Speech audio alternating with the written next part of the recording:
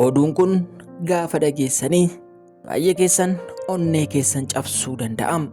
Baay'ee keessan immoo rifaasisee bakka teessanii ol isin kaasuu danda'am.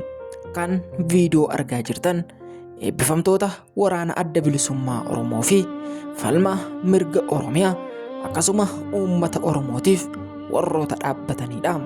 Har'a seenaa tokko isin biraan ga'uuf jenna. Seenaan isin biraan geenyu kunis waraana adda bilisummaa Oromoo yeroodhaa yerootti eebbifamaa jiraachuu, qophii garaagaraa gochaa jiraachuu miidiyaa hawaasaa garaagaraarraa waan odeeffanne qabna. Keessattuu lixa Oromiyaatti taateen ta'aa jiru akkasuma waraanni guyyaadhaa guyyaatti eebbifamaa jiru Itoophiyaaf sodaa guddaadha, biyya keenyaaf ni sodaachisa kan jedhu qaamni alagaa tokko dubbachaa jiru. Garuu waraanni adda bilisummaa Oromoo oduu osoo hin dhaga'in, gurra namaa osoo hin bu'in, akkasuma miidiyaa hawaasaa qofarratti maxxansuudhaan dirree waraanaatti osoo hin ba'in jaallatamummaa akkasuma sodaa diinota isaarraa argateera. Kan argaa jirtan waraanni adda bilisummaa Oromoo zoonii lixaa Arsii, Salaalee fi Gujii, Booranaaf kutaalee Oromiyaa garaagaraatti viidiyoodhaan gaafa eebbifaman, sochii qaamaa garaagaraa gaafa taasisan, alaabaa waraana adda bilisummaa Oromoo kabajaaf fiixee samiitti qabanii gaafa sochii taasisantu miidiyaa hawaasaatti mul'ate. Kaawwan isaanii kun waraana adda bilisummaa Oromoo miti jedhu. Kaawwan isaanii immoo amananii fudhatanii waan isaanitti dhufu eeggachaa jiru. Garuu waraanni adda bilisummaa Oromoo yeroo ammaa kanatti duula lolaa akkasuma duula egeree Oromiyaa geggeessaa jira osoo hin taane waraana isaa eebbisiisee duula egeree Oromiyaatiif qophii gochaa jira. Suuraan asirratti argitanii, viidiyoowwan argitanii ga'eessotaa fi dardaroota waraana adda bilisummaa Oromoo dirree qabsootii kashakashaa turanii gaafa gara qe'ee isaaniitti deebi'an kan mul'atudha.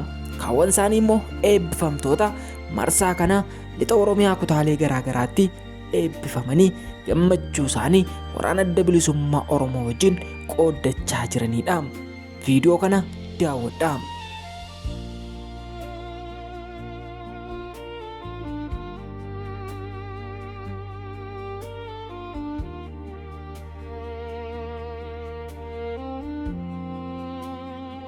Yooyaa harka fuunee akkam jirtu hordoftootaaf kabajamtoota Oromoo Deel, bakka jirtanitti nagaan keenya isiniif baay'atu jecha qophii keenya waraana adda bilisummaa Oromoo eebbifamtoota haaraa lixa Oromiyaa kutaalee garaagaraatti eebbisiisaa jiruun kan wal qabatu viidiyoowwan muraasa isin biraan ga'u irratti argamna.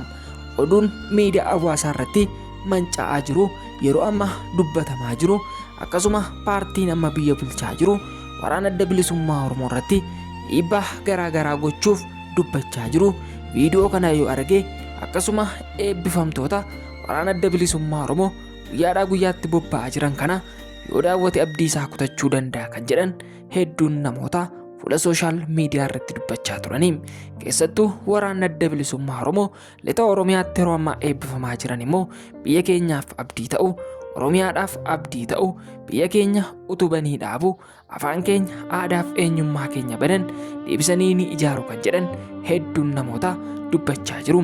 Keessattuu lixni Oromiyaa waraana adda bilisummaa Oromootiin kan marfamte akkasuma eebbifamtoota haaraa bobbaasuudhaaf mijattuu kan taate dirreen Oromiyaa hunduu mijattuu taatus lixa Oromiyaatti garuu yeroo ammaa wanti raawwachaa jiru kumaatamaan hedduu kan nama ajaa'ibudha jedhu. Arsii keessattis Baalee, Salaalee fi kutaalee Oromiyaa hedduu keessatti waraanni bifa adda ta'een eebbifamanii bobba'aa jiraachuun seenaa waraana adda bilisummaa Oromoo keessatti riqardii haaraa cabsuun waan hin oolle jedhu. Warri waraana adda bilisummaa Oromoo keessatti muuxannoo lolaas ta'e muuxannoo turtii waraanichaa qabanii warroota asirratti argitan kuni eebbifamtoota waraana adda bilisummaa Oromooti. Namoota yeroo dheeraadhaaf leenjii fudhachaa turanii amma immoo gara dirree qabsootti makamuudhaaf akkasuma qawwee isaanii lafaa kaasanii imaluudhaaf warroota yaaliirra jiranidha. Warroonni kun warroota eebbifamanidha. Meeshaa malee hin lolan warri jechaa turan har'a guutummaan guutuutti isaanii meeshaa qabate onnee isaanii guutuu naa'umsaan dirree qabsootii bobba'aa jirantu fuula sooshaal miidiyaa irratti argamaa jira. Ministeerri muummee Itoophiyaa Dr. Abiy Ahmed torbanoota darban keessa akka jedhanitti waraana adda bilisummaa Oromoo baay'ee dinqifannaa, baay'ee jaallannaa, jajjaboo qaqqaalee hedduutu achi keessa jira jechuun waraana adda bilisummaa Oromoo maqaa isaanii paarlaamaa irratti kaasuuf yaalanii turanii.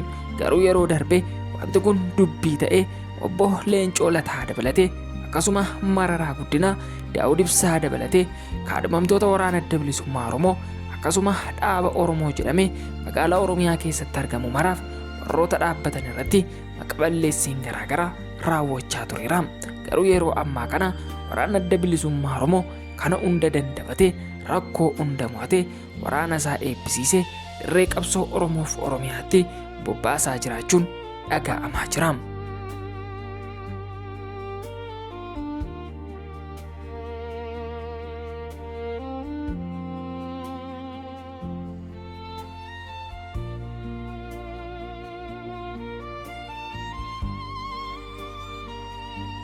Walumaa galatti waraana adda bilisummaa Oromoo yeroo ammaa kanatti Itoophiyaa qofa miti Afrikaayyuu amma wal ga'utti adeemaa jira.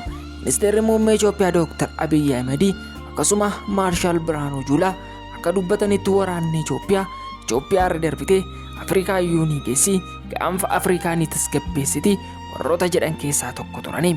Amma immoo addatti wanti hedduu rifaasisaa ta'ee fi sodaachisaa ta'e mootummaa Itoophiyaa yaaddoo hamaa keessa galchee waraanni adda bilisummaa Oromoo ABO'n eebbifamtoota haaraa yerootti leenjisee bobbaasaa jiraachuun qaama mootummaarraa hiikee loltoota isaa hidhachiisaa jiraachuun meeshaalee biyya keenya keessatti baratamoo hin taane hedduun waraana adda bilisummaa Oromoo irratti argamuun mootummaa Itoophiyaaf yaaddoo guddaa ta'uu toorri miidiyaa hawaasaa tokko ni dubbata.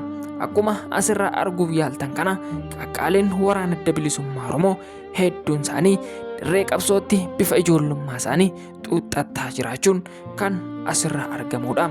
Kana malees waraana adda bilisummaa Oromoo yerootti eebbifamtoota isaa dafqa isaa cobsee rakkoof dararaa hedduu argee bokkaaf aduu osoo hin jedhin waan hunda dandamatee waraana isaa eebbisiisee dirree qabsoo bobbaasaa jiraachuun nuti siif jirra jechuudhaan Oromiyaa jabeessuuf dhaabuuf eenyummaaf aadaa isaa ganamaatti deebisuudhaaf tattaafachaa jiraachuun fuula sooshaal miidiyaa kanarraa argaa jirra.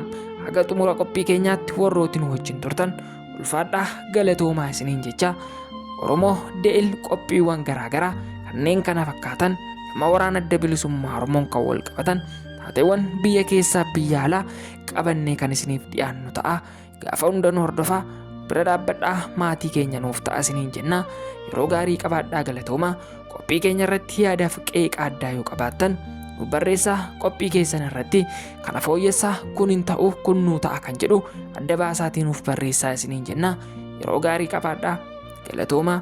Oromoo De'il subscribe, share, like gochuudhaan maatii keenya ta'uun nu cina dhaabbadhaan dhaamsa keenya isa xumuraatii waan nu hordoftaniif galatoomaa.